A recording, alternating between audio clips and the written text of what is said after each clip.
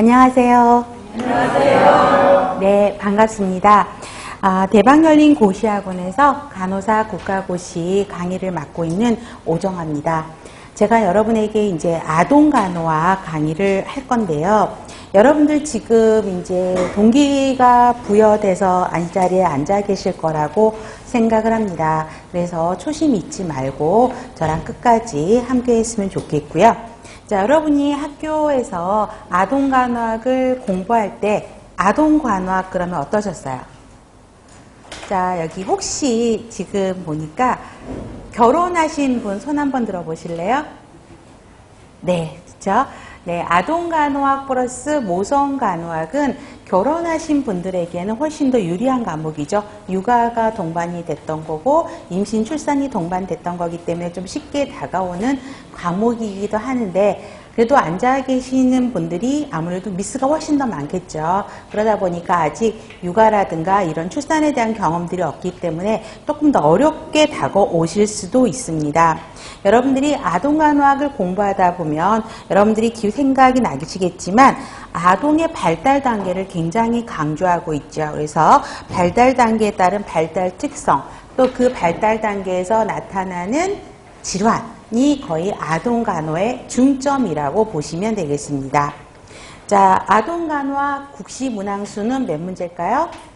35문제죠. 35문제예요. 근데 아동간호학이 어려워요, 쉬워요? 우리 국가고시 과목들 중에서 아동간호학은 그래도 좀 점수를 획득할 수 있는 과목이에요. 그렇게 어려운 과목이 아니라는 거를 먼저 강조해주고 싶고요. 그 다음 여러분들 유인물 받으셨죠? 그쵸? 아동간호학 예상 출제 문항수라고 받으셨을 겁니다. 그러면 여기 단원들이 정리가 되어 있는데 여러분 국시 문제에서 여기 단원에서 어디가 가장 많이 나오는 문제일까요? 그렇죠. 성장 발달 부분이 10에서 13문제 정도. 그러니까 35문제에서 거의 많은 비율을 차지하고 있는 게 성장 발달이겠죠. 그래서 성장 발달은 부분은 굉장히 꼼꼼하게 자세하게 여러분들이 공부를 하시면 여기에서만 점수 획득하셔도 좋은 결과를 가져올 수 있다는 거죠. 나머지 챕터에서는 보시다시피 평균 한 5문제 정도 나오게 되죠. 그래서 저희 책에서는 그 발달 단계에 따른 질환들별로 중점 정리가 되어 있습니다. 그래서 그 질환들의 증상, 대표적인 증상, 간호중재 포커스를 맞춰서 여러분들에게 강의를 진행할 거고요. 그 다음에 시험 출제 빈도도 증상과 간호에 대한 부분들이 굉장히 많이 나오는 걸 보실 수가 있습니다. 자, 우리가 아동간호학 강의는 이제 총 24시간을 기준으로 강의를 진행을 할 건데요. 여러분들, 제가 대박열린 고시학원에서 국시 과목을 조금 많이 맡고 있습니다. 첫 시간이어서 지금 아동이죠. 그 다음에 다음 시간인 기본 하고 있고요. 그 다음에 간호관리도 하고 있고 또 모성도 하고 있습니다. 공통적인 체계의 공통적인 부분을 본다 그러면 핵심 문제와 핵심 개념과 이론으로 정리가 되어 있어요. 그렇죠? 그래서 여러분들이 기본 개념을 가장 중요시 해야 된다는 거를 시작 전부터 강조하고 싶어요. 자, 여러분들 집에 가면 책꽂이에 각종 출판사 문제집 다 있으시죠? 불안해서 막 몇 권 시리즈 사서 넣어놓지 않으셨어요? 그죠? 다 보신 분 계세요? 자, 저랑 약속하세요. 지금 집에 있는 책꽂이에 꽂혀있는 문제집은 보지 않겠다고요. 그러면 뭘 강조할까요? 하시는 분이 계시는데 제가 왜 이런 이야기를 할까요? 기본 개념을 명확하게 정리하지 않고 여러분들이 특히 10월, 그러니까 11월 그때쯤부터 시험이 다가오면 마음이 바쁘다 보니까 문제집만 파고들어요. 그렇죠? 그러면 어때요? 기본 개념을 정리하지 않고 문제만 파고들면 문제에서요 2단어만 바뀌어도 바로 오답으로 고고하는 여러분들을 보실 수가 있어요. 그래서 아직은 시간이 많아요, 여러분. 물론 과목 수는 많지만 시간은 충분해요.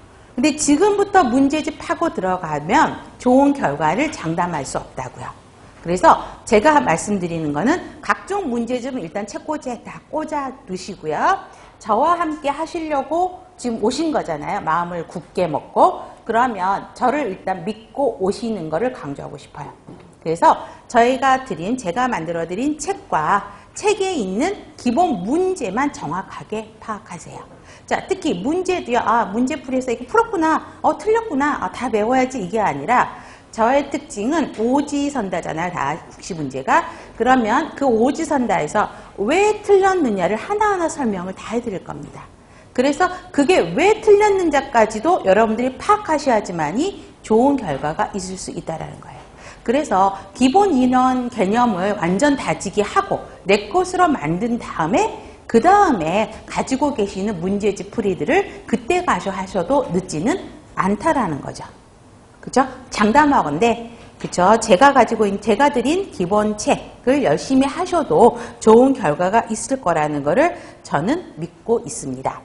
자, 중요한 거는 예습보다는 뭐가 더 중요하다고요? 복습. 그래서 제가 수업 시간에 그 이야기를 많이 할 거예요. 자, 줄 끄세요. 별표 치세요. 이거는 머스트입니다.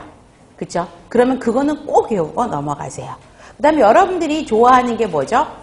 이게 몇 년도 출제 문제구나. 그런 거 좋아하시지 않아요? 출판사 문제들을 보면 그거는 중요하지 않아요, 여러분. 그만큼 빈도수가 높은 거기 때문에 저는 그 연도수 별로 말씀드리지 않을 거예요. 이거는 꼭 외워야 한다는 거는 기본 베이스로 가고 그만큼 출제 빈도수가 높은 내용이라는 거죠. 그러면 그것만큼은 꼭 함께 여러분 걸로 만들어야 된다는 것이죠. 아시겠죠? 그래서 복습이 중요하다는 거를 말씀드리고 싶고요. 수업 시작 전에 항상 유인물이 있는지 확인하시고요. 그 다음에 인강을 통해서 수업에 참여하고 계시는 분들은 그 인강 자료실에 올려져 있거든요. 그래서 미리 수업 시작 전에 확인하셔서 다운받아서 준비하셔서 수업에 참여하시면 되겠습니다. 또 질문을 하시고 싶은 분들은 실강에 참여하시는 분들은 저한테 직접 하시면 되겠죠? 아니면 학원에 네이버 카페에 학원 있으니까 글로 오셔서 질문해 주셔도 되고요. 인강에서 참여하고 있는 선생님들은 인강에 그 질문방이 따로 있습니다. 그래서 거기에 질문을 올려주시면 제가 빠른 시간 내에 댓글을 올리도록 하겠습니다. 자, 여러분 뚜렷한 목적의식을 갖고 앉아 계세요. 그 목적이 뭐죠? 시험 합격이죠. 그쵸? 국시 합격이라는 도전의식을 갖고 앉아 계시는데 저 믿으세요? 안 믿으세요? 네, 믿어요가 아니라 믿으려고 오신 거죠. 아직은 그쵸? 믿으려고 하는 거죠. 자, 그거를 제가 확신으로 바꿔드릴 테니까 저 믿고 천천히 저랑 함께 호흡을 맞춰주시기를 바라겠습니다. 자, 준비되셨죠? 네, 좋습니다. 시작하겠습니다. 자, 여러분들 먼저 교재 페이지를 보시면 챕터 1. 자, 아동간호학의 개념입니다. 자, 아동간호학의 개념에서 정의, 목적들이 나와져 있는데 정의가 3개의 땡으로 되어 있을 거예요. 자, 얼른부터 보시면 자, 어떤 땡이 가장 중요할까요? 자, 여러분들이 문제를 볼 때, 책을 볼 때 어떤 게 핵심인지를 먼저 보셔야 된다는 이야기예요. 자, 첫 번째보다는 두 번째죠. 그쵸? 출생시부터 청소년기까지. 그러면 아동간호학은 태어날 때부터 청소년기까지. 그러면 아동의 발달 단계가 태어날 때부터. 그쵸? 그 다음에 뭐죠? 신생아기, 영아기, 유아기, 학년전기, 학년기, 청소년기까지로 정리가 될 수 있겠죠. 그렇기 때문에 청소년기까지의 성장과 발달 과정에 나타날 수 있는 문제를 다루는 것이다. 그 다음에 건강 및 발달상의 최대한 가능성을 성취할수록 하는 것이죠. 자, 목적도 보세요. 건강유지, 건강증진, 최적의 성장, 발달 이런 걸 여러분들이 다 기본에서도 배웠고 성인에서도 다 배웠죠. 안 외우셔도 돼요. 자, 두 번째에서 핵심 단어는 뭘까요? 아동 플러스 가족 중심이에요. 그래서 가족 중심의 간호중재를 수행해야 된다는 거죠. 여러분들 병원에서 나중에 이제 간호사가 되시면 소아청소년과로 발령받으실 수도 있잖아요. 근데 소아청소년과가 의외로 쉽지가 않아요. 왜 그럴까요? 그렇죠? 아동이 입원하면 거기에 돌봄자로 엄마가 대부분들이 와 계시죠. 물론 요즘에 직장맘들이 많아서 할머니가 와 계시기도 하지만 대부분들은 엄마세요. 그럼 엄마까지 케어를 같이 해야 되는 거죠. 그렇기 때문에 좀 쉽지가 않다라는 것이에요. 그래서 가족 중심, 동그라미 하세요. 가족 중심의 간호중재를 수행한다는 것이죠. 그 다음에 아동기의 건강 지표에서 아동기 사망률, 신생아 사망률, 영아 사망률 이렇게 나오는데 여기서 가장 중요한 거는 영아 사망률이에요. 영아 사망률이 실제 기출에서도 나왔었죠. 자, 살아서 출생한 영아 몇 명? 1000명 기억하셔야 되겠죠. 1000명의 영아 중에서, 그럼 영아는 우리 몇 살까지를 영아라고 그러죠? 그렇죠. 1년까지 12개월. 12개월까지를 영아라고 이야기하죠. 살아서 출생해서 생존 1년 된 아이들 중에서 생후 첫 1년 동안 사망한 영아의 수를 영아 사망률이라고 이야기하고 있고요. 두 번째도 별표하세요. 국가의 보건복지 수준을 나타내는 통계 지표를 영아 사망률이라고 하고 있죠. 자, 그렇게 해서 보시면 될 것 같고요. 그 다음에 특히 신생아 사망률은 당연히 출생 후 신생아는 언제까지죠? 그렇죠. 4주 1개월이죠. 그래서 1000명에 대한 생후 첫 1개월간의 사망자 수라고 보시면 될 것 같아요. 다음 페이지에 보시면 아동의 건강관리에 영향을 미치는 사회적 요인 여러 가지가 있죠. 빈곤, 아동학대, 빈곤, 아동학대, 대중매체, 온라인 중독, 학교 폭력들이 요즘의 건강관리에 굉장히 중요한 영향을 미치고 있죠. 자, 빈곤은 여러분들이 바로 아실 거고요. 많이 나오는 것들은 아동학대입니다. 아동학대가 점점점 심각해지고 있죠. 자, 특히 신체적인 학대 봐보세요. 찌르고 때리고 차고 물고 화상 입히고 흔들기 이러한 것들이 신체적 학대죠. 신체적 손상을 가하는 거 이겁니다. 자, 그러면 부모의 특성도 여러분들 흐름을 아셔야 되는데 부모들도 요즘에 아동들이 분노 조절하기 어렵다 그러죠. 근데 그 부모들 역시도 분노 조절이 어렵고요.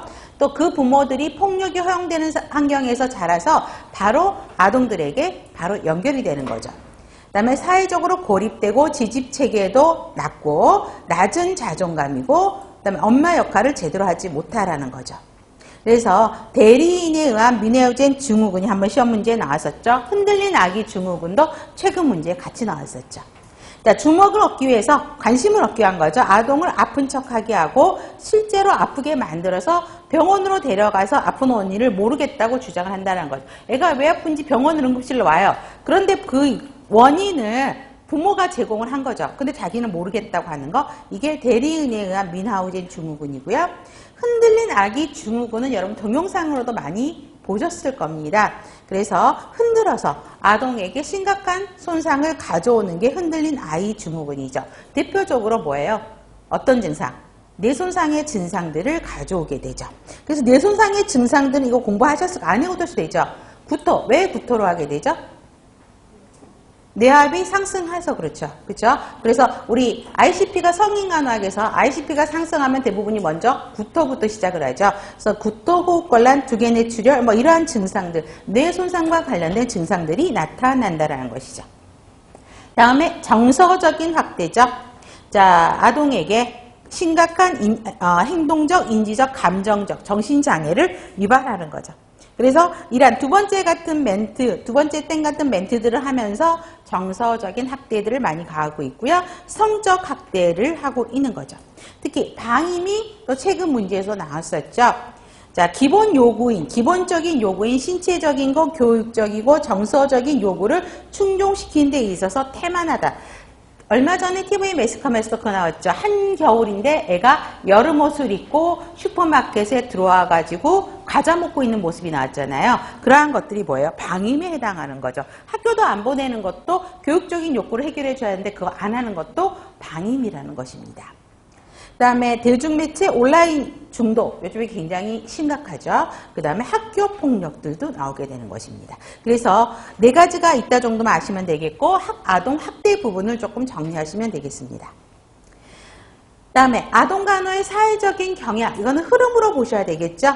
예전에는 질병 걸려서 질병 예방 중심으로 갔지만 지금은 질병 중심으로 갔지만 이번에는 점차 사회적인 흐름이 예방 목적의 질환으로 가는 거고요. 두 번째, 병원에서 지역사회로, 장기 입원에서 일일 수술 외래 환경으로 바뀌는 거죠.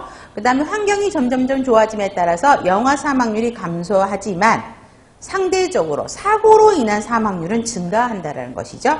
그 다음에 급성도 있고 만성도 있죠. 근데 어때요? 급성 질환이 더 많이 발생하는 것이고요.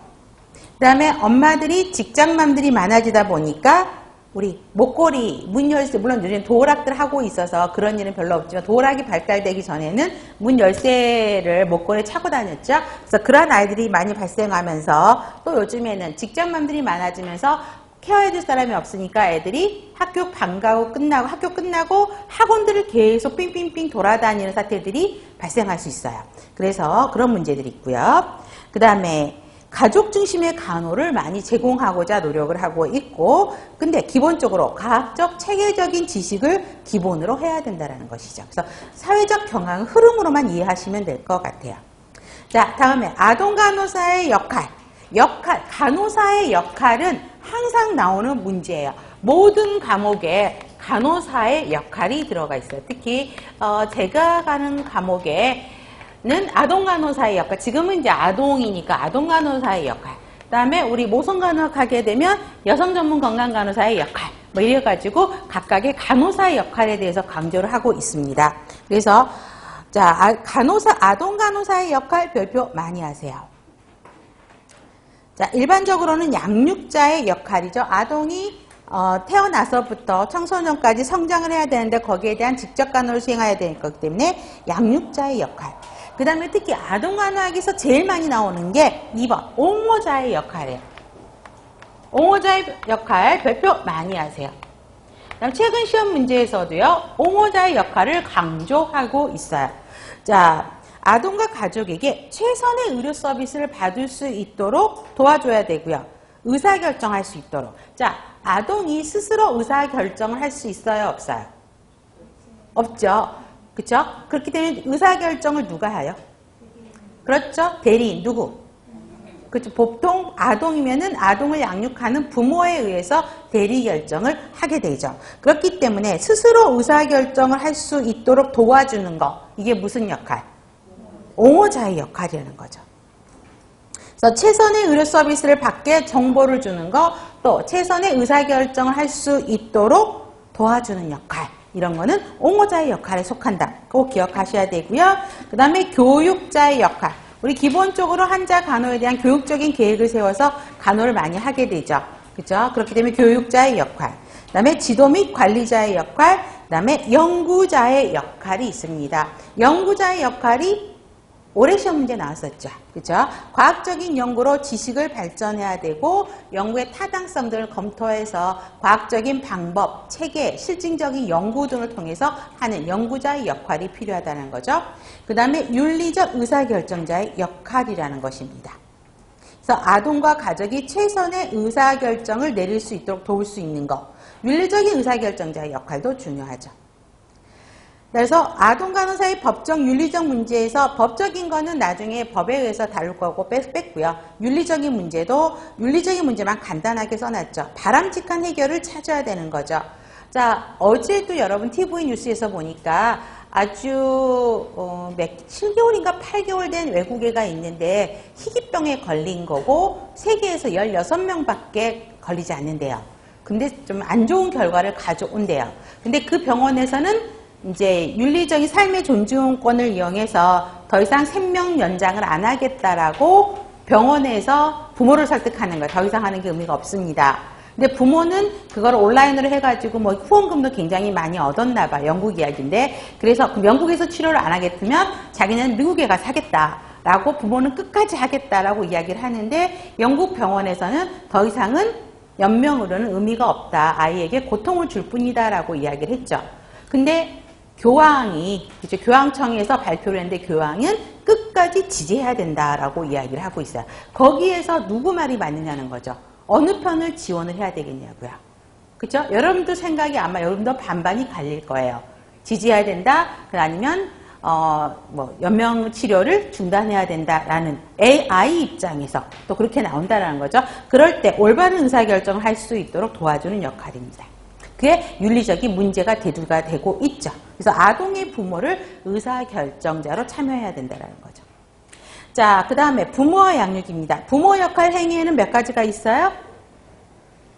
5가지가 있죠. 규칙을 적용해야 되고요. 그 다음에 규칙을 적용하는데 일관성이 있어야 된다는 거죠. 그 다음에 강화. 강화가 뭐죠? 잘하는 것을 더 잘하도록 하는 게 강화죠. 그렇죠?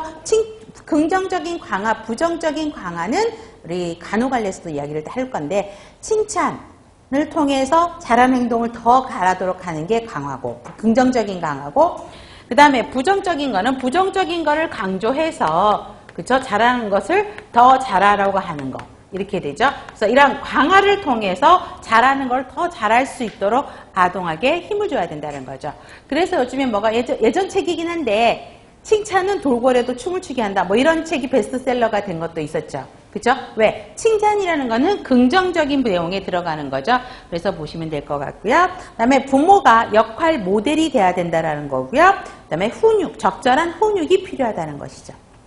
자, 잘못된 행동을 다루는 훈육 방법이요. 자, 이거는 별표하세요. 이것도 17년도의 최근 문제죠. 자, 방향을 수정해야 되죠. 그래서 문제 행동이 없어지도록 그렇죠? 전환을 해야 되고요. 설득해야 되죠. 왜 그 행동이 허용되지 않는지에 대해서 논리적으로 해야 되고요. 그 다음에 타임아웃 제도, 육아를 이제 하시는 분들은 아마 요즘에 육아 프로그램이 TV에 굉장히 많이 나오죠. 그럼 뭐 하죠? 타임아웃들을 많이 적용하는 걸 보실 수 있을 거예요. 그렇죠? 방에 가서 벽 보고 혼자 생각하게 하는 거 타임아웃이죠. 그래서 잘못하고 있는 아동에 관심을 주지 않고 스스로 자기가 생각할 수 있는 시간적인 걸 주는 게 타임아웃. 타임아웃이 문제에 나왔었죠. 그 다음에 결과를 체험할 수 있도록 해줘야 되고요. 왜? 자기가 잘못된 게 행동을 해봐야지 어떤데 잘못됐으니까 다시는 그런 행동을 안 하지. 이런 거 많이 있죠. 그래서 결과를 체험해 볼 수 있도록 해야 되고 행동 수정을 해주셔야 되겠고 그 다음에 체벌을 할 수 있는데 체벌은 어때요? 비효율적이라는 거죠. 일시적인 방법으로 이게 먹힐 수도 있지만 장기적인 면에서는 전혀 도움이 되지 않아요. 그래서 비효율적이다라는 것입니다. 자, 의사소통 접근 전략은 별표 많이 하세요. 자, 이거는 각 단계별로 정리를 하긴 했지만 이것도 그 각각의 단계별 발달 단계에 따른 특성을 설명할 때 이 내용도 다시 반복적으로 들어갈 거예요. 자, 영아기 보세요. 영아기는 아까 12개월, 그쵸? 돌까지를 영아기라고 이야기를 한다고 했었죠. 그렇기 때문에 부드럽고 달래는 목소리를 사용해서 해야 되고요. 시간을 갖고 천천히 접근하셔야 되겠고. 그 다음에 유아기의 특성은 이제 언어가 서서히 나오기, 발달하기 시작하죠. 그쵸? 12개월 때쯤이면은 대표적으로 할 수 있는 말이 뭐다? 혹시 기억나시는 분 계세요? 돌 때쯤 하는 말. 엄마, 아빠, 빠빠, 까까 뭐 이 정도만 하거든요. 그러면서 이제 서서히 발달하는데 언어가 발달해요. 그래서 아기가 사용하는 말들을 그대로 하셔서 하셔야 되겠고요. 그림책, 놀이, 장난감 같은 거를 이용해서 하셔야 되고요. 절차 직전에 준비 교육이 이루어져야 돼요. 왜? 애들 금방금방 까먹죠. 그 다음에 학령 정기 별표하세요. 학교 들어가기 전이죠. 그래서 언어의 극대화가 이때부터 이루어지게 되죠. 자, 선택할 기회를 줘야 되고요. 그 다음에 놀이, 그림책, 인형 이런 것들을 통해서 간단한 문장 등을 통해서 의사소통을 해야 되고요. 바로 직전보다는 1시간에서 3시간 전에 해야 되겠죠. 학령기는 말 그대로 학교에 들어가요. 그 다음에 머리가 조금 더 컸기 때문에 설명을 하면 다 이해할 수 있는 날이에요. 그래서 설명을 해 주셔야 되겠고요. 의학놀이 기법 사용하고 책, 비디오 사용해야 되는 것이고요. 청소년기는 어때요? 관심 분야에 대해서 접근을 하셔야 되겠죠. 여기도 마찬가지죠. 책, 비디오 등을 이용해서 하는 거. 그래서 그런 흐름으로 여러분들이 보시면 될 것 같습니다.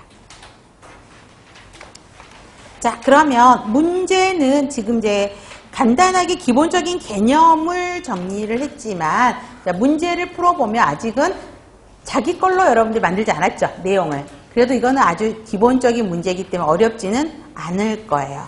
자, 대신 나중에 이제 수업이 진행될수록 숙제가 막 주어질 거예요. 그 숙제가 뭐냐면 문제 풀어오기. 그러면 여러분들이 이제 다시 한번 집에 가셔서 복습을 하고 한번 문제를 풀어보셔야 되는 거죠. 자, 문제 볼게요. 아동관학의 정의로 옳지 않는 것. 자, 지금 제가 하나 말씀드리면 지금은 여러분들 수업에 참여하시는 분들의 모습이 비디오에 찍힐까요? 찍히지 않을까요?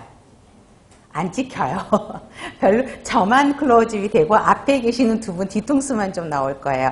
그래서 제가 하고 싶은 말이 뭐냐면 틀리더라, 자신 없더라도요. 이게 내가 답인 것 같다면 큰 소리로 하시라고요. 그게 틀리면 좀 창피하긴 하죠. 근데 그 문제를 창피하지만 그 문제를 다시 드릴까요? 창피하기 때문에 그걸 막 외우면서 내 걸로 만드는 거. 그래서 내 걸로 만드는 작업이 여러분하고 저하고 2달 동안 하셔야 되는 작업이에요. 그래서 자꾸 큰 소리로, 자신 없어도 큰 소리로. 그 다음에 1번과 3번에 몇 번이지 그렇더라도 하나 선택해서 크게. 그 다음에 큰 소리로 말했는데 맞았어요. 그럼 기분 좋지 않아요? 맞았네? 그러면 더 업그레이드가 되거든요. 그게 이제 재미있게 하는 방법이에요. 좋아요. 그래서 수업 시간에 제가 몇 번일까요? 그러면 침묵으로 일관하면 정말 수업 재미없어요. 그렇죠? 여러분도 재미없겠지만 저도 재미가 없어요. 아셨죠? 그래서 그런 리액션을 좀 부탁을 드릴게요. 좋아요. 1번. 정이 아닌 것 몇 번? 5번. 좋아요. 근데 5번이 왜 아닌 것 같을까? 이제 여러분들 거기서부터 숙제야. 틀린 거를 내 걸로 만드는 거. 자, 아동 중심의 간호가 아니다 그랬죠? 그럼 어떻게 고치면 돼? 그렇죠. 아동 플러스 가족 중심의 간호. 그러면 이건 확실하게 외웠죠? 그럼 나머지 거를 이제 다시 여러분 외우셔야 된다는 이야기야. 맞았구나. 이게 넘어가는 게 아니야. 정의 개념을 하셔야 되겠죠? 아동 플러스 가족 나왔죠? 그 다음에 건강유지, 건강증진, 발달.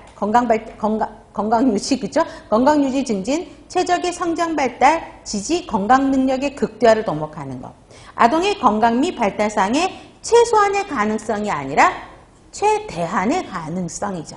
그 다음에 과학적 체계적인 지식을 요구하고 아동과 가족에 대한 간호를 수행한다. 다 그 말들 공통된 내용들이 들어가 있죠. 자, 5번이고요.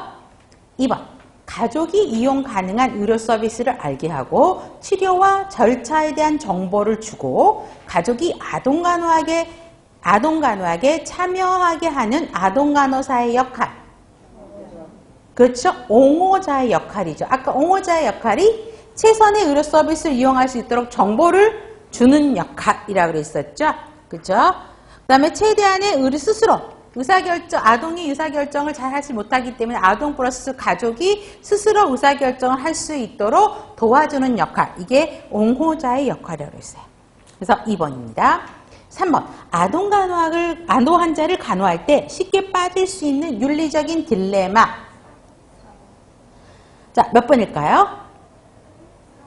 자, 여러분들 대답의 특성이 이렇게 나와요. 4번 한 사람, 4번 한 사람. 자, 4번 무슨 차이일까요, 여러분? 자, 저도 이제 육아를 했죠. 그쵸? 그래서 저희 애들도 이제 초등학교를 다 건너서 이렇게 왔는데, 저희 애가 이제 초등학교 때는 제가 지도를 하잖아요. 난이도가 쉽기 때문에 하면 엄마 눈치를 딱 봐요. 그래 놓고 4번 이렇게 해요. 그래서 엄마 표정을 보고 아닌 것 같아. 그러면 엄마 2번 딱 이렇게 내려오거든요. 4번 하시는 분들은 좋아요. 지금은 그렇게 하셔도 돼요. 그쵸? 근데 찍은 거예요. 자신 없죠. 그쵸? 근데 4번 하고 내려오시는 분은 정확하게 알고 계시다는 이야기예요. 자, 밑에 유무일성의 원리, 정의의 원리, 선행의 원리, 자율성의 원리, 선의의 간섭주의는 간호관리에서 강조를 할 거예요. 내용에 강조할 건데, 자, 여기서 자율성의 원리가 답이죠. 자율성의 원리는 뭐냐면 환자가 어떤 자기에게 해가 가해지는 것들을 이루어졌을 때 의료진으로부터 충분히 설명을 듣고 그 설명을 듣고 내가 스스로 판단할 수 있는 의사결정을 해야 되는 게 자율성의 원리예요. 근데 아까 뭐라 그랬죠? 아동은 스스로 의사결정을 하기가 어렵다 그랬었죠? 그래서 윤리적인 딜레마에 빠질 수 있다는 거죠. 왜? 아동은 나이가 어리고 스스로 판단할 수 없기 때문에 부모에 의해서 대리적인 의사결정들이 이루어지는 결정이 많아지게 되죠. 그렇기 때문에 자율성이 침해될 수 있는 사건들이 많이 발달할 수 있다는 거죠. 그래서 4번 자율성의 원리가 아동 간호에서 빠질 수 있는, 쉽게 일어날 수 있는 윤리적인 딜레마입니다. 4번 아동 간호의 사회적 경향에 대한 설명으로 틀린 것. 자, 3번, 1번. 자, 어떤 게 맞을까? 자, 답은 둘 중에 하나. 3번이에요? 1번이에요? 1번이죠. 왜 1번이죠? 그렇죠. 급만성 질환의 감소가 아니라 급성 질환도 늘어났고요. 만성 질환도 증가가 됐죠. 그렇죠? 그 다음에 아동학대, 유기 성폭력의 증가는 바로 아실 거고 3번 소비자 중심. 자, 예전에는 간호가 거의 대부분 환자 중심이었어요. 소비자 중심이라는 거는 국민 중심으로, 대상자 중심으로 간다는 이야기예요. 그래서 소비자 중심이 맞습니다. 그렇죠? 그 다음에 질병에서 예방 중심, 병원에서 떠나서 지역사회로 전파되는 거 맞죠? 쉽게 말하면 아까 3번 갖고 지금 물음표 하시는 분이 계시는데 나중에 간호관리 설명을 드리겠지만 예전에는 병원에 입원한 환자만 케어했으면 됐어요. 근데 그게 환자 중심이죠. 그렇죠? 그런데 요즘 병원에서는 예전에 환자 페이션트라고 했어요. 그렇다가 지금 환자를 뭐라고 부르죠? 클라이언트, 대상자라고 부르죠. 그래서 환자 플러스 환자를 포함한 가족 환자를 병원을 방문하는 병원 방문객들, 그렇죠? 그 다음에 모든 국민이 케어의 대상이라는 거예요. 그래서 환자 중심이 아닌 소비자 중심으로 가고 있다는 거죠. 그래서 아까 치료가 아닌 예방의 목적으로 간다라는 그 개념으로 같이 연결해서 보셔야 되는 것입니다. 그래서 답은 1번이에요. 자, 5번. 영아 사망률 저하에 영향을 주는 요인으로 옳은 거.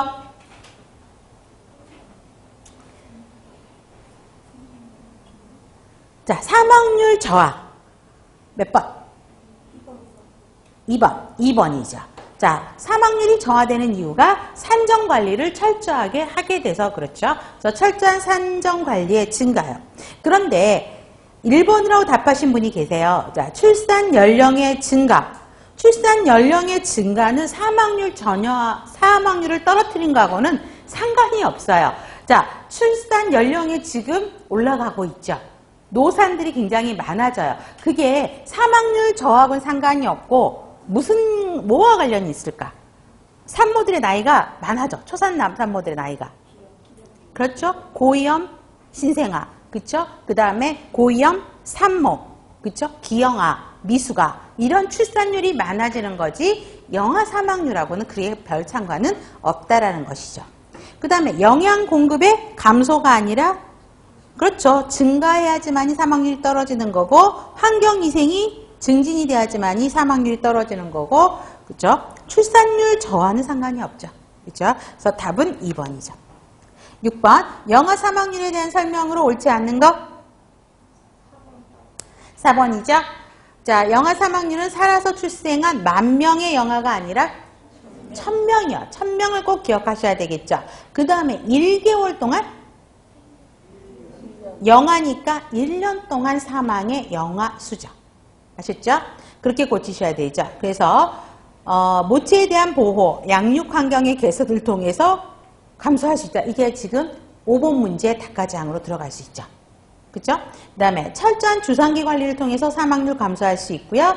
한 나라의 중요한 보건지표다. 이건 꼭 외우라고 그랬어요. 그래서 영아 사망률을 가지고 판단을 하는 것이고요.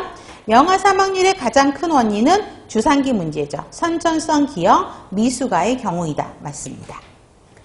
자, 7번. 1세에서 4세 아동의 사망의 주요 원인은 1세에서 4세. 1번이에요? 4번이에요? 1번이죠. 그쵸? 사고죠. 자, 1세부터는 엄마들이 임부고 애 낳는 산부한테 뭐라 그러죠? 뱃속에 있을 때가 좋다. 그 다음에 누워있을 때가 좋다. 그쵸? 걸어 다녀봐라. 정신없다. 걷기 시작하면서 아동들이 사물에 대한 환경의 탐색에 대한 욕구가 많아지고 호기심이 많아져서 어디로 튈지 모르는 애들이 돌 지나서부터예요. 그렇죠? 그렇기 때문에 그때부터 이제 사고가 나는 거죠. 어딘가에 부딪히고 넘어지고 떨어지고. 그렇죠? 그래서 사고가 사망의 주요 원인이고요. 8번. 부모에게 있어서 중요한 요소가 아닌 것? 그렇죠? 부모의 권위는 아니죠. 아까 규칙을 적용할 때 일관성 있게 적용해야 되고 강화를 통해서 해야 되고 규칙이 있어야 되고 역할 모델이 있어야 된다라고 설명을 드렸어요.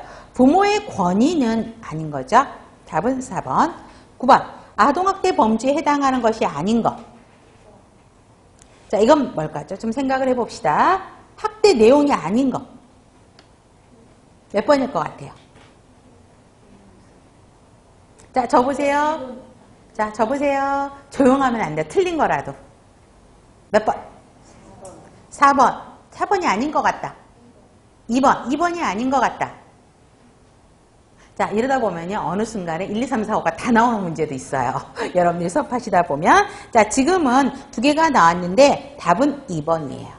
자, 타박상제 집 자궁은 학대죠. 신체적인 학대죠. 그 다음에 시기가 같은 여러 개의 골절은 자, 시기가 같으면 한꺼번에 우리가 떨어져서 나타날 수 있는 사고일 수도 있어요. 이거는 학대가 아닐 수도 있다고요. 근데 이거를 학대로 바꾼다면 어떻게 해야 될까? 그렇죠. 시기가 다른으로 바꿔야 되는 거죠. 그렇죠? 골절이 있는데 시기가 다 달라. 그럼 뭐예요? 주기적으로 신체적인 학대가 때려서 주기적으로 골절이 일어났기 때문에 회복되는 과정에서 또 때려서 골절이 나고 또 때려서 골절이 나니까 그게 주기가 그 시기가 다른 이렇게 바꿔야지 맞다라는 거죠. 원형의 화상 자국은 뭐예요? 담배로 지지는 거죠. 불량한 개인위생 상태, 앞뒤 양쪽으로 심한 멍자국은 신체적인 학대죠. 그래서 답은 2번. 10번. 아동이 아래와 같은 행동을 보일 때 어떤 학대를 받았음을 알 수 있는가? 학대 종류를 물어본 거죠. 그렇죠. 바로 나와야죠. 생식기 냄새 맡는 거 당연히 자존감 떨어질 거고 횡부, 항문 열상, 통증, 성적 학대에 속하는 것이죠. 답은 4번. 11번. 정서학대 받는 아동에게서 나타날 수 있는 특성이 아닌 것. 3번이죠. 눈 접촉하는 것을 좋아하지 않아요. 그럼 어떻게 해야지 되지? 눈 접촉하는 걸 좋아한다가 아니라 눈 접촉을 안 하는 거죠. 그렇죠? 정서적인 학대는 눈 맞추는 걸 싫어해요. 그렇게 해야지 맞는 거죠. 통증에 대해서 무표정하고 무감동이고 성장 지연 나타나고 사회적인 관계가 원만하지 않고 부정적인 감정을 갖고 있죠. 답은 3번. 12번. 정서적 학대를 가하고 있는 부모에게서 나타날 수 있는 부모의 특징을 물어보는 거죠. 몇 번? 그렇죠. 아동에 대해서 비난과 부정적인 말을 하는 거. 이게 정서적인 학대죠. 넌 그렇게밖에 못해? 그렇죠? 이렇게 말하는 거죠. 자, 아동이 일상생활에 사사건건 간섭한다. 정서적 학대일까요? 정서적 학대로 바꾸면 아동이 뭐 하는지 관심이 없어요. 그렇죠? 관심이 없는 게 정서적인 학대이고요. 지나친 친밀성을 유지하려고 할까요? 각자 따로 노는 거죠. 투명인간 취급하는 거죠. 관심이 없어요. 아동을 과잉보호하려는 것보다는 아동을 방치하죠. 방임하는 거. 아동이 가진 상처에 대해서 이야기할 때 집중 잘하고 잘 들어줘요? 안 하는 거죠. 답은 3번. 13번. 성적 학대를 받는 아동의 특징적인 증상 행동이 아닌가? 이거 틀리면 안 되겠죠. 그렇죠? 답은 굉장히 쉬워요. 4번이죠. 태행행상 보이고 성에 대해서 지나친 관심 지식을 갖고 있고 신체감에 대해서 부정적인 타인에 대해서 불신감, 악몽, 수면장애를 갖고 있죠. 14번. 사회 과정에서 수용 가능한 행동을 격려하기 위해서 사용하는 부모 역할 행위. 자, 부모 역할 행위가 우리 여러 가지 처벌도 있었고 훈육도 있었고 강화도 있었고 일관성도 있었고 역할 모델도 있었어요. 근데 그 중에 수용 가능한 행동을 격려하기 위해서 사용하는 건 뭘까요? 그렇죠. 수용 가능한 거. 그렇기 때문에 강화를 통해서 하는 것이 그렇죠? 하는 방법이죠. 그렇죠? 너 정말 잘했어. 다음에 이거 잘하면 또 뭐 해줄게? 더 잘할 거야. 그렇죠? 넌 더 잘할 거라고 해주는 거. 강화죠. 15번. 학대받은 아동과 상담 시 주의점으로 옳은 거? 몇 번일까요? 1번이에요? 5번이에요? 1번이죠. 아동의 잘못이 아니라고. 특히 왜 우리 성적 학대 받으면 성적 학대를 하는 건 네 잘못이다. 우리 또 나중에 또 여성건강간호학에서 배우고 있지만 성폭행 하면은 여성들이 옷을 그렇게 입고 다니니까 네가 그렇게 입고 다니니까 성폭력을 당할 수밖에 없다. 라고 또 이렇게 비난도 하잖아요. 그 여성한테. 절대 네 잘못이 아니다라는 거를 먼저 이야기를 해줘야 된다는 것이죠. 1번이죠. 자, 학대 증거를 확인하기 위해서 사적인 장소에서 접근을 해요? 아니죠. 그죠? 그 다음에 처벌이 부모에게 대해서 처벌이 가능하다 그래요? 그럼 말 안 하죠. 그죠? 부모를 보호해야 되니까. 그 다음에 가족을 치료 과정에 포함시키지 않아요? 가족도 포함시켜야 되겠죠? 그 다음에 좋습니다. 다음 문제. 다음에 잠깐만요. 자, 이 씨의 4살 된 딸이 계절에 적절하지 않은 옷을 입고 몸에서 냄새가 나고 열이 나고 아파도 이 씨가 병원에 데려가지 않고 집에 내버려 두었어요. 자, 아동학대 유형 중에 뭐에 해당하는 거예요? 방임이죠. 그죠? 신체적 교육적인 욕구를 해결해 줘야 되는 것이죠. 그렇기 때문에 아동에게 관심이 없고 전혀 보호를 하지 않은 거잖아요. 그렇기 때문에 그건 정서적 학대가 아니죠. 방임에 해당하는 것입니다. 자, 지금까지 문제 풀어본 거는 전혀 어렵지가 않죠. 그래서 이 부분 틀린 거는 다시 한번 정리를 하시고요. 다시 정리하는 게 여러분들의 가장 큰 해야 될 일이에요. 자, 좋습니다. 두 번째 들어가겠습니다. 자, 성장 발달 부분입니다. 성장 발달 이 부분은 아까 첫 시간에도 말씀드렸지만 가장 중요한 부분이라고 말씀을 드렸죠. 절대 조시면 안 돼요. 그죠? 자, 성장 발달의 개념에서 자, 성장과 발달. 자, 이걸 가장 기본적인 문제죠. 그러면 어떤 게 나올 거죠? 성장의 개념이 뭐고 발달의 개념이 뭐냐? 쉽게 말하면 성장과 발달의 차이점이 뭐냐를 먼저 파악하셔야 된다는 거죠. 그러면 성장에서 땡땡이 있잖아요. 첫 번째 땡땡이, 두 번째 땡땡이. 어떤 게 중요할까?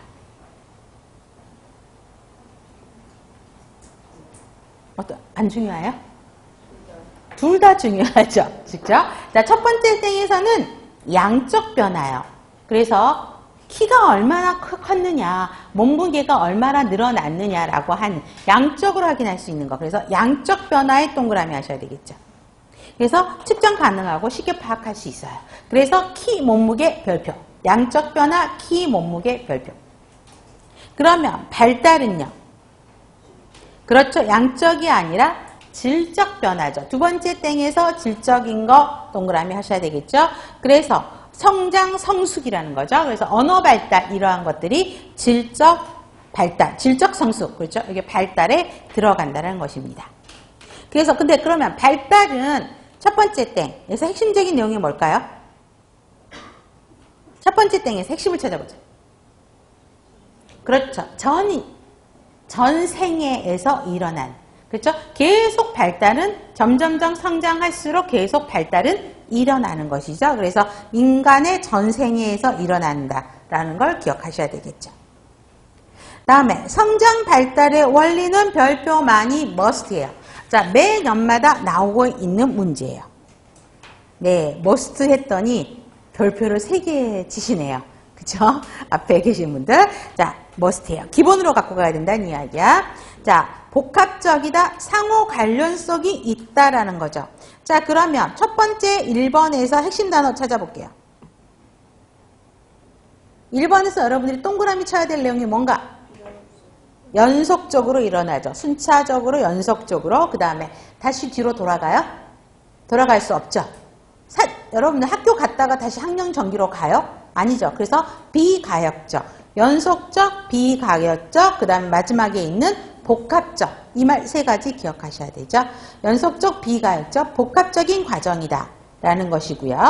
그래서 상호 관련성이 있고, 그 다음에 유전적인 요인만 작동해요? 환경적인 요인만 작동해요? 둘 다죠. 그쵸? 유전적인 요인도 영향을 미치고, 근데 유전적인 요인에 따라서만 이루어지는 게 아니라 환경적인 영향도 무시할 수 없죠. 요즘에 성장 환경들이 굉장히 많이 좋아져서 성장 환경도 굉장히 중요해요. 그래서 환경적인 요인에 서로 2가지 상호작용을 통해서 이루어진다는 걸 기억하셔야 되겠고요. 방향성이 있어야 돼요. 자, 일정한 방향으로 질서정연하게 진행되고 연속적이라는 거 아까 했고요. 예측이 가능한다는 거죠. 방향이 있다라는 거죠. 그래서 1, 2, 3 별표하셔야 돼요. 자, 두부에서 미부. 그래서 아동을 제가 결정적으로 그림을 참 잘 못 그려요. 이렇게 다리가 있다 그러면 자, 머리에서 아래로 가는 거죠. 그렇죠? 그래서 두부에서 미부. 그래서 아동이 처음에 머리부터 들고, 그쵸? 손발이 발달, 이런 거잖아요. 그 다음에 두 번째, 근원 발달 법칙에서 중심에서부터, 그쵸? 중심에서부터 말초로 가는 거죠. 자, 이 말은 뭐냐면, 처음부터 애가 손가락부터 움직여요? 아니죠. 손부터 움직이게 되죠. 그래서 중심부에서 발달해서 미세 부분으로 가는 거. 말초로 가는 거죠. 그 다음에 세분화원칙에서 전체적에서 구체적인 거. 이거 기억하셔야 되겠죠. 1, 2, 3. 그 다음에 3번 순차적이다, 연속적이다. 연속적이라는 말 계속 나오죠. 그래서 질서, 정연, 순서가 있어서 예측이 가능해요. 자, 그래서 이번에 애가 뒤집었으면 다음에는 어떻게 한다.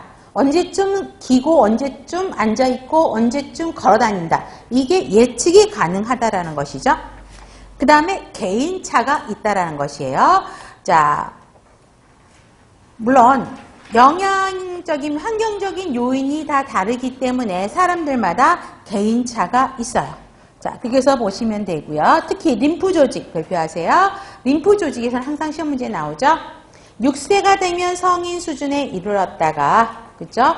10에서 12세 되면 성인의 2배로 간다라는 거 다시 나중에 또 나올 거예요. 보시면 될 것 같고, 그 다음에 신경계는 영아기 때 가장 빠르고 생식기는 2차 성징이 나타나는 사춘기에 빠른 건 바로 아실 겁니다. 그 다음에 결정적 시기, 다른 말로 하면 발달이 급격하게 이루어지는 최적기가 있다라는 이야기예요. 그 다음에 세 번째 땡. 이때 적절한 자극이 주어지지 않으면 오히려 결함이 발생할 가능성이 있다. 기억하셔야 되겠고요. 발달 속도가 있어요. 그래서 일정한 순서가 있어서 예측 가능하다는 거 아까 말했고요. 자, 모든 영역의 발달 속도는 개인차가 있어서 일정하지 않다라는 거죠. 신체적 성장이 가장 빠른 시기 별표하세요. 언제다? 태아기, 영아기, 청소년기. 3개 꼭 외우셔야 돼요.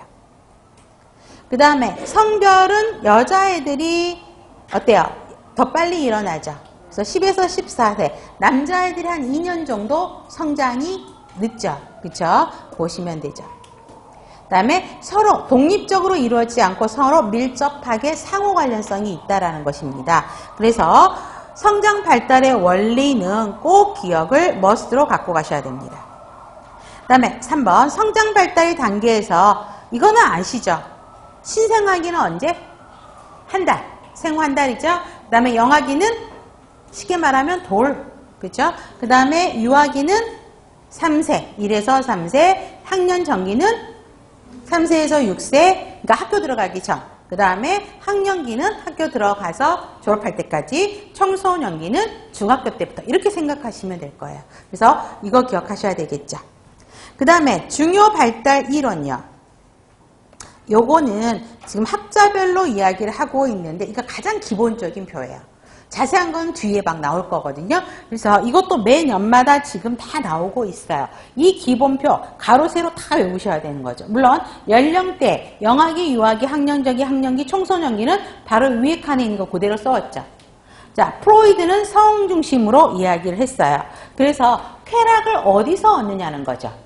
그러면 영아기는 어디서? 우연히 손가락 넣어서 빨았는데 기분이 좋아졌어. 쾌락을 느꼈어. 그러니까 계속 손가락을 빠는 거죠. 그래서 구강기고요. 유아기는 항문기예요. 쾌락이 어디 손가락에서 어디로 올라갔어요? 항문으로. 그래서 이때 유아기는 뭐가 발달하죠? 이때 이때 해결해야 될 숙제. 대소변 해결해야 되잖아요. 그래서 애들이 변을 보고 나면 변기에 변 보고 나서 쳐다보면서 너무 행복해요. 그렇죠? 그 다음에 이게 항문기. 그 다음에 학령전기는 성이 어디로 와? 생식기에 몰리는 게. 그래서 이때 애들이 자유행위도 하는 것들이 이때 남금기에 해당하는 것이죠. 성에 대해서 서서히 알기 시작하는 데가 남금기. 학령기는 학교 들어가죠. 그렇기 때문에 학교 들어가서 공부하기 바쁘고 또래 친구 사귀어야 되는 게 바빠요. 그렇기 때문에 성에 대해서는 조금 잠복기가 되는 거예요. 성에 대해서는 좀 무심해지면서 다른 일로 바빠요. 잠복기. 그 다음에 청소년기는 2차 성징이 나타나면서 생식기에 관심이 많아지는 시기죠. 그 다음에 에릭슨은 사회심리 발달로 이야기했는데 그때그때 달성해야 될 과업들이에요. 그래서 신뢰감 대 불신감, 자율성 대 수치심, 솔선감 대 죄책감, 근면감 대 열등감, 정체감 대 역할혼동 꼭 외우셔야 되죠. 그 다음에 피아제 인지발달 이론이요. 피아제 인지발달 이론을 여러분들이 되게 힘들어하세요. 나중에 수업 들어가면 막 헷갈려요. 그쵸? 일단 기본적인 거. 첫 번째 감각 운동을 통해서 배우게 되는 것이죠. 연령이 좀 다르죠. 2세까지. 그다음에 전 조작기에서 2세부터 7세를 전 조작기라고 이야기하는데 전 개념기와 직관기로 이야기를 하고 있고요. 그 다음에 구체적으로 조작하고 형식적으로 조작하는 단계, 이 네 단계를 먼저 여러분들이 가장 기본적인 표로 정리를 하실 필요가 있습니다. 세부적인 거는 다음에 자세하게 또 나올 거예요. 네, 좋습니다. 잠깐 쉬었다가 진행할게요.